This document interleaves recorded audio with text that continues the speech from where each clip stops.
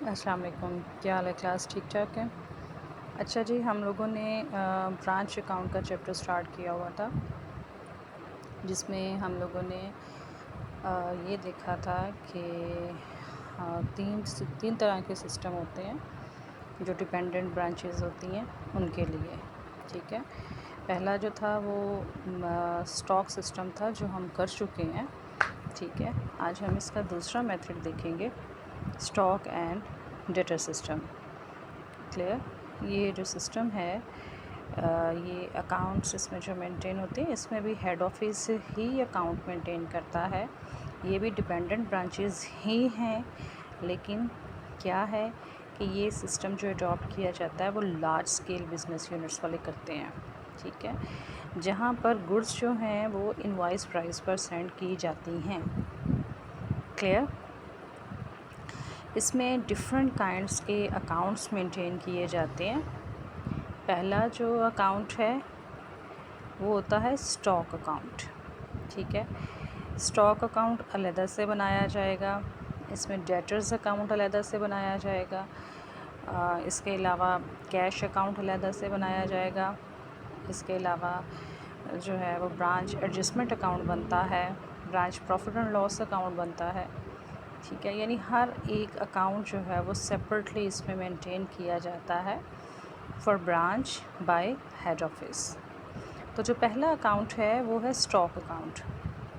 Stock account maintain किया जाता है जी स्टॉक को कंट्रोल करने के लिए ब्रांच में। क्लियर? इसकी डेबिट साइड पर जितना भी स्टॉक का इनफ्लो हो रहा है, इनफ्लो का मतलब है स्टॉक कहीं से आ रहा है, उसका जो ओपनिंग स्टॉक होगा, ओपनिंग बैलेंस होगा जो उसका, और इसके अलावा जो स्टॉक ब्रांच हेड ऑफिस की तरफ से रिसीव करती है, या जो स्टॉक जो है वो ब्रांच किसी और ब्रांच से रिसीव करती है। ठीक है, और इसके अलावा जो कस्टमर्स रिटर्न कर देते हैं, यहाँ पर हम जो कस्टमर रिटर्न करते हैं ना वो लिखेंगे। जो स्टॉक सिस्टम था वहाँ पे हमने कंसिडर नहीं किया था, ना बैड डेट्स को, ना क्रेडिट सेल्स को, ना रिटर्न इनवर्ड को। स्टॉक सिस्टम में हमने कंसिडर नहीं किया था, लेकिन स्टॉक एंड डेटर सिस्टम में हम इसको कंसिडर करेंगे। ठीक है, जो रिटर्न आ रही है कस्टमर की तरफ से हम उसको कंसिडर करेंगे। क्लियर? अच्छा जी, क्रेडिट साइड पर क्या लिखना है? क्रेडिट साइड पर जो हेड ऑफिस को गुड्स रिटर्न की जा रही है ना वो लिखेंगे। इसके अलावा स्टॉक एट दी एंड लिखेंगे, स्टॉक इन ट्रांजिट लिखेंगे। इन ट्रांजिट का मतलब ये होता है कि जो अभी रास्ते में हैं, ब्रांच तक नहीं पहुंची हैं। ठीक है, इसके अलावा यहाँ पर कैश और क्रेडिट सेल्स दोनों लिखेंगे। जैसा मैंने पहले कहा ना कि स्टॉक सिस्टम में हम क्रेडिट सेल्स को इग्नोर कर देते हैं, वहाँ हम नहीं लिखते, वो काम ब्रांच का होता है। लेकिन स्टॉक एंड डेटर सिस्टम में क्रेडिट सेल को भी रिकॉर्ड करना है। क्लियर? फिर हम क्या करेंगे, दोनों साइड्स का टोटल करेंगे। अगर तो डेबिट साइड ज़्यादा हुई क्रेडिट साइड से तो डेफिशिएंसी होगी स्टॉक में, या उसको हम कहते हैं शॉर्टिंग है। ठीक है, उसको या हम क्या करेंगे, शॉर्ट हो गया स्टॉक। अगर क्रेडिट साइड ज़्यादा हुई डेबिट साइड से तो हम कहेंगे कि सरप्लस है स्टॉक का। ठीक हो गया जी। ये देखें जी, यहाँ पे हमने ब्रांच स्टॉक अकाउंट को लेजर की फॉर्म में लिखा है। सबसे पहले हमने डेट का कॉलम बनाते हैं, वैसे ही लेजर जैसे आप लोग अभी तक बनाते हुए आए हो ना, सेम वही प्रोसेस है। हम बना रहे हैं ब्रांच स्टॉक अकाउंट, लेकिन रेफरेंस में हम लिखेंगे दूसरा अकाउंट। ठीक है, इसके लिए आपको एंट्रीज़ का याद होना ज़रूरी है, माइंड में होना ज़रूरी है। अगर आप एंट्रीज़ नहीं याद करते हो तो आपके कंसेप्ट्स क्लियर नहीं होंगे। कंसेप्ट्स अपने क्लियर कर लीजिएगा जी। ठीक है, ओपनिंग बैलेंस चाहे वो ट्रांजिट में है, चाहे वो ब्रांच के पास है, स्टॉक डेबिट साइड पर लिखेंगे। Goods sent to branch, goods sent to branch, entry क्या पास होगी, ब्रांच के पास स्टॉक आ चुका। जैसे मैंने अभी पहले बताया कि इसकी डेबिट साइड पर हमने इनफ्लो ऑफ स्टॉक लिखना है, जो स्टॉक आ रहा है, जो स्टॉक ब्रांच के अंदर मौजूद है। वो स्टॉक कहाँ से आएगा, जो हेड ऑफिस की तरफ से इसको ब्रांच आई थी ना गुड्स, वो लिखेंगे हम। ठीक है, goods sent to branch, entry क्या पास होगी, ब्रांच स्टॉक अकाउंट डेबिट। क्यों, क्योंकि स्टॉक इंक्रीज़ हो रहा है, बिज़नेस में आ रहा है, तो जो चीज़ बिज़नेस में आती है, इंक्रीज़ होती है, हम उसको डेबिट साइड पर लिखते हैं। किसके रेफरेंस में, किस वजह से स्टॉक डेबिट हो रहा है, गुड्स सेंट टू ब्रांच या goods received from head office की वजह से। क्लियर हो गया। इसके अलावा डेबिट साइड पर हम लिखेंगे गुड्स रिटर्न बाय कस्टमर, जिनको हम रिटर्न इनवर्ड का नाम देते हैं। तो जब भी रिटर्न इनवर्ड होती है, हम एंट्री क्या पास करते हैं, हम एंट्री पास करते हैं जी stock account debit and debtors account credit. साथ में हम सिर्फ ब्रांच का वर्ड लगा देंगे। तो स्टॉक अकाउंट के डेबिट साइड पर जाएंगे, रेफरेंस में लिखेंगे डेटर्स अकाउंट और जो भी अमाउंट होगी वो लिख देंगे जी। उसके बाद क्रेडिट साइड पे आउटफ्लो लिखना है। आउटफ्लो यानी स्टॉक जो ब्रांच से गया है, आउटफ्लो लिखेंगे। आउटफ्लो कैसे होगा, सेल हो गई है। अब यहाँ पर आपने इस जगह पर इस सिस्टम के तहत सेल चाहे कैश में हो रही है या क्रेडिट में हो रही है, आपने दोनों ही लिखनी है। क्लियर। स्टॉक सिस्टम में हम सिर्फ कैश सेल्स लिखते थे, सिर्फ कैश सेल को रिकॉर्ड करता है हेड ऑफिस, लेकिन यहाँ पर हेड ऑफिस दोनों सेल्स को रिकॉर्ड कर रहा है, कैश को भी और क्रेडिट को भी। तो जब सेल्स होंगी तो स्टॉक आपके हाथ से जाएगा तो क्रेडिट हो जाएगा। ठीक है, और क्रेडिट्स बेसिस पे सेल कर रहे हो तो डेटर्स बिजनेस के इंक्रीज़ होते हैं, और जब भी डेटर्स बिजनेस के इंक्रीज़ होते हैं तो डेबिट साइड पर लिखते हो। एंट्री पास होती है debtors account debit and stock account credit. तो हम स्टॉक अकाउंट की क्रेडिट साइड पर आएंगे और रेफरेंस में लिखेंगे डेटर्स अकाउंट। ठीक हो गया जी। फिर वो वाली गुड्स लिखेंगे जो हेड ऑफिस को रिटर्न कर दी गई हैं। ठीक है, चाहे तो आप इसी साइड से इसी साइड पे माइनस करके लिख दीजिएगा, माइनस करके नहीं लिखना तो क्रेडिट साइड पर वो ऑटोमेटिकली बैलेंस में से माइनस हो जाएगा। फिर हम क्लोजिंग बैलेंस लिखेंगे जी। क्लोजिंग बैलेंस चाहे वो ट्रांजिट में है या ब्रांच के पास है, दोनों का लिखेंगे। उसके बाद अगर कोई एबनॉर्मल लॉस है, अगर कोई स्टॉक डैमेज हो चुका है, क्लियर, अगर किसी किस्म का डैमेज हो चुका स्टॉक का, तो वो एबनॉर्मल लॉस भी क्रेडिट साइड पर आएगा। शॉर्टेज ऑफ स्टॉक, ठीक है, अगर किसी किस्म की कोई शॉर्टेज हो रही है, यानी अगर डेबिट साइड ज़्यादा है और उसमें से क्रेडिट साइड माइनस करनी है तो आपके पास शॉर्टेज आएगी। अगर क्रेडिट साइड ज़्यादा है और उसमें से डेबिट साइड माइनस करनी है तो आपके पास जो है वो सरप्लस आएगा। क्लियर हो गया जी। ब्रांच स्टॉक अकाउंट आपको क्लियर हो गया होगा। उसके बाद अगला जो अकाउंट हम यहाँ बनाते हैं वो हम बनाते हैं ब्रांच डेटर्स अकाउंट का। ठीक है, ब्रांच डेटर्स अकाउंट, इसमें हम सारे के सारे, ये बिल्कुल वैसे ही बनेगा जैसे आप लोगों ने सन्ड्री डेटर्स अकाउंट बनाते रहे हो ना इनकम्प्लीट रिकॉर्ड में, ये सेम वही चीज़ बनेगी कि डेबिट साइड पर इसका ओपनिंग बैलेंस आएगा, क्रेडिट साइड पर इसका क्लोजिंग बैलेंस आएगा। डेबिट साइड पर क्रेडिट सेल्स आती हैं, क्रेडिट साइड पर वो कैश जो हम डेटर से रिसीव करते हैं, गुड्स जो डेटर रिटर्न करते हैं, बैड डेट्स हो जाते हैं। ठीक है, वो सारा कुछ हम क्रेडिट साइड पर लिखेंगे। सिर्फ फ़र्क क्या करना है कि जब आपने क्रेडिट सेल्स लिखनी है ना, उसकी जगह आपने ब्रांच स्टॉक अकाउंट लिखना है। क्यों? क्योंकि एंट्री जब भी क्रेडिट सेल होनी है तो एंट्री क्या पास होनी है, ये मैंने पहले भी बताया, branch debtors account debit and branch stock account credit. तो जब हमने स्टॉक अकाउंट में ये एंट्री पास की थी तो उसकी क्रेडिट साइड पर की थी, डेटर्स के रेफरेंस में। ठीक है, अब हम इसको पास कर रहे हैं डेटर्स अकाउंट में, तो इसकी डेबिट साइड पर ये एंट्री पास होगी स्टॉक अकाउंट के रेफरेंस में। नीचे ब्रैकेट में हम लिख देंगे कि ये क्रेडिट सेल्स है। ठीक हो गया जी। इसकी क्रेडिट साइड पर वो कैश लिखेंगे जो डेटर से कलेक्ट कर चुके हैं। जब भी हम डेटर से अमाउंट ले लेते हैं वो डेटर्स ख़त्म हो जाते हैं ना, तो वो क्रेडिट साइड पर चले जाते हैं, उसकी जगह क्या आ जाता है, बैंक आ जाता है। तो बैंक लिखें या कैश लिखें, जो क्वेश्चन में बताया होगा आप वो लिख लीजिएगा यहाँ पे। ठीक है, उसके बाद ब्रांच एक्सपेंस अकाउंट के रेफरेंस में, ये ब्रांच एक्सपेंस अकाउंट के रेफरेंस में ये दोनों चीज़ें आती हैं। ठीक है, लेकिन मैंने सिर्फ डिस्टिंक्शन कर दी है जी, बैड डेट्स और डिस्काउंट है, ताकि आसानी से हमें समझ आ सके। वैसे ये दोनों जो अकाउंट्स हैं वो ब्रांच एक्सपेंस अकाउंट के रेफरेंस में आते हैं। ठीक है, branch expense account debit and branch debtors account credit. Clear हो गया।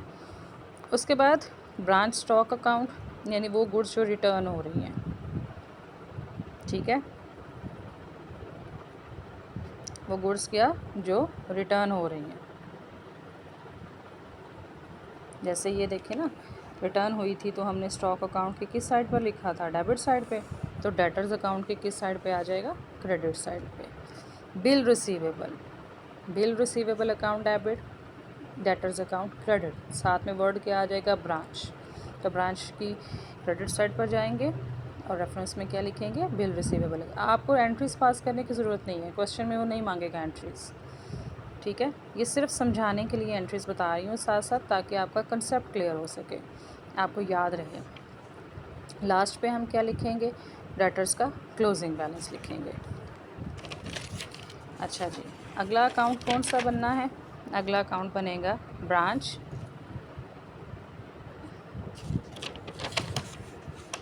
Goods send to branch account, ठीक है। जब goods send to branch account था तो एंट्री क्या पास की थी, branch stock account debit and goods send to branch account credit. तो अब हम goods send to branch account बना रहे हैं, इसकी क्रेडिट साइड पर आएंगे और रेफरेंस में लिखेंगे ब्रांच स्टॉक अकाउंट। क्लियर। इसके अलावा ब्रांच स्टॉक अकाउंट एक और लिखेंगे, क्यों, क्योंकि ब्रांचेस भी आपस में एक दूसरे को गुड्स ट्रांसफ़र करती हैं और वो हेड ऑफिस को ही पहले भेजती हैं, डायरेक्ट ट्रांसफ़र नहीं करती हैं। क्लियर। तो वो वाली ट्रांसफ़र भी हमने यहाँ पर क्रेडिट साइड पर लिखनी है, स्टॉक के रेफरेंस में ही, नीचे ब्रैकेट में हम मेंशन कर देंगे कि ये गुड्स कहाँ से आई हैं। उसके बाद है जी, डेबिट साइड पर वो रिटर्न लिखेंगे जो हमने हेड ऑफिस को की होगी और वो रिटर्न लिखेंगे जो ब्रांच को की होगी। ठीक हो गया।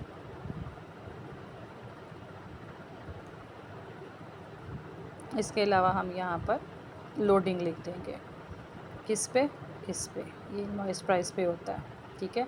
इसके ऑपोजिट साइड पे हम लोडिंग लिख देंगे इसकी, लेकिन रेफरेंस में हम लिखेंगे ब्रांच एडजस्टमेंट अकाउंट। क्यों लिखेंगे ब्रांच एडजस्टमेंट अकाउंट, ये मैं आगे जाके आपको क्लियर कर देती हूँ।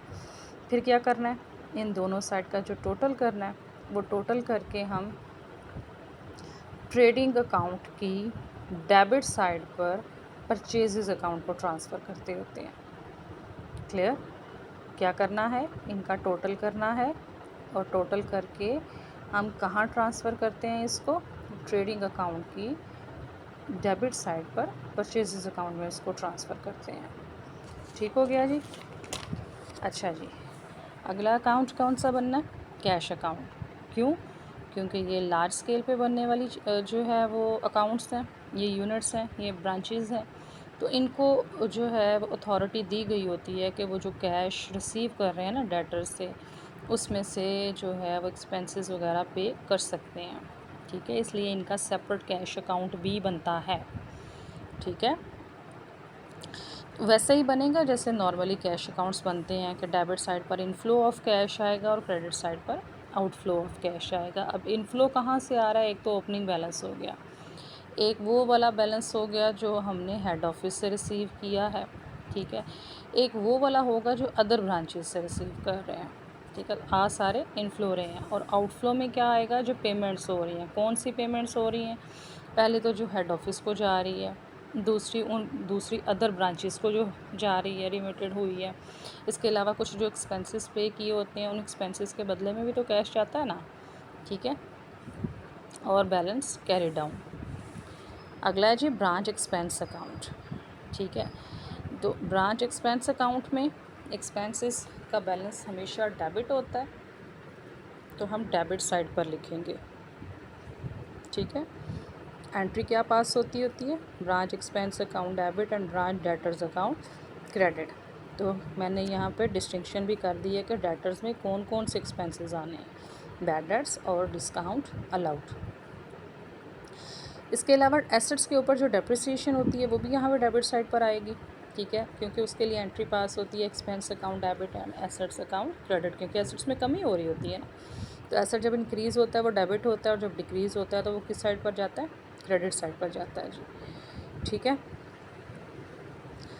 अच्छा जी, फिर क्या है, इसके अलावा जो एक्सपेंसेस मिसलेनियस एक्सपेंसेस पे किए होते हैं वो मिसलेनियस एक्सपेंसेस यहाँ पर लिख दिए जाते हैं। ठीक है जी, टोटल करेंगे डेबिट साइड का और डाल देंगे इसको branch profit and loss account में। अगर तो कोई भी, यहाँ देखिए मैंने एक नोट लिखा है कि अगर तो कोई भी आपको separate profit and loss account बनाने को वो नहीं कहता, आपने क्या करना है, आपने जो है वो सारे एक्सपेंसेस जो हैं वो ब्रांच एडजस्टमेंट अकाउंट को डाल देने हैं। अब दूसरी दफ़ा मैंने नाम लिया, ये ब्रांच एडजस्टमेंट अकाउंट क्या चीज़ है? ये ब्रांच एडजस्टमेंट अकाउंट बेसिकली जो है वो सारे अकाउंट्स को समराइज़ कर देता है। ठीक है, जितनी भी लोडिंग्स होती हैं ना, जो हम पहले ब्रांच अकाउंट की डेबिट और क्रेडिट साइड पर लोडिंग्स लिखते थे, अब वो हमने इस सेपरेट अकाउंट में वो लोडिंग्स डालनी है। यानी ओपनिंग स्टॉक की भी, क्लोजिंग स्टॉक की भी, और जो गुड्स सेंड टू ब्रांच हैं उनकी भी, वो सारी लोडिंग्स जो है वो हम इस अकाउंट में डाल देते हैं। ठीक है जी,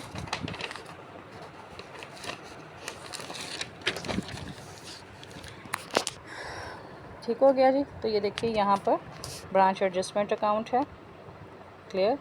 इसकी डेबिट साइड पर अगर तो स्टॉक में शॉर्टेज हो रही है, उस पर भी लोडिंग आपने लेनी है, वो डेबिट साइड पे आएगी। अगर कोई लॉस हो गया by fire, by theft, by pilferage कहते हैं, और रास्ते में जो स्टॉक कहीं मिसप्लेस हो जाता है ना, थोड़ा बहुत गिर जाता है, ठीक है, तो या थोड़ा डिस्ट्रॉय हो जाता है, लीक हो जाता है कहीं से, उसको कहते हैं जी पिलफरेज। उसके ऊपर भी अगर कोई लोडिंग है तो वो यहाँ पर डेबिट साइड पर आएगी। ठीक है, क्लोजिंग स्टॉक की डेबिट साइड पर आएगी, ओपनिंग स्टॉक की क्रेडिट साइड पर आएगी, goods send to branch credit side पर उसकी लोडिंग आएगी, सरप्लस है अगर कोई तो उसकी लोडिंग भी क्रेडिट साइड पर आएगी। अब इसका जब आप टोटल करोगे तो वो आंसर जाएगा ग्रॉस प्रॉफिट अकाउंट में। क्लियर, इसका जो आंसर आएगा वो क्या होगा, वो ग्रॉस प्रॉफिट होगा। उसके बाद एक और अकाउंट बनेगा, that is branch profit and loss account. तो लोडिंग के बाद, ठीक है, एक इनवॉइस प्राइस पे आपने रिकॉर्ड किया ना स्टॉक अकाउंट में, लोडिंग उसकी यहाँ रिकॉर्ड कर ली है, तो वो जो इनवॉइस प्राइस और लोडिंग दोनों को माइनस करके बाद में हमारे पास जो कॉस्ट प्राइस आती है ना, वो कॉस्ट प्राइस हम यहाँ प्रॉफिट एंड लॉस अकाउंट में लिख देते हैं। ठीक है, ग्रॉस प्रॉफिट को ब्रॉट डाउन करेंगे, सरप्लस की कॉस्ट प्राइस लिखेंगे, शॉर्टेज की कॉस्ट प्राइस लिखेंगे। क्यों? क्योंकि वो सारा कुछ प्लस माइनस तो हो चुका हुआ ना, ठीक है, कुछ रह तो नहीं गया पीछे। ये सरप्लस अगर ओपनिंग स्टॉक की यहाँ लिख दी, क्लोजिंग स्टॉक की यहाँ लिख दी, वो सारा कुछ प्लस माइनस हो गया। पीछे क्या रह गया जी, सरप्लस रह गई है, शॉर्टेज रह गई है, तो उन पे जो है वो हम सरप्लस और लोडिंग माइनस करके जो कॉस्ट आएगी वो यहाँ लिख देंगे। फिर जो इसका आंसर आएगा वो हम शिफ्ट कर देंगे किसको, general profit and loss account को। लास्ट पे है जी एक branch account, branch fix asset account. ठीक है, ब्रांच फिक्स एसेट अकाउंट में हम क्या करते हैं, हम डेप्रिसिएशन उसका जो बैलेंस होता है वो डेबिट साइड पर लिखते हैं, डेप्रिसिएशन को क्रेडिट साइड पर लिखते हैं, दोनों को माइनस करके इसका बैलेंस कर डाउन कर देते हैं।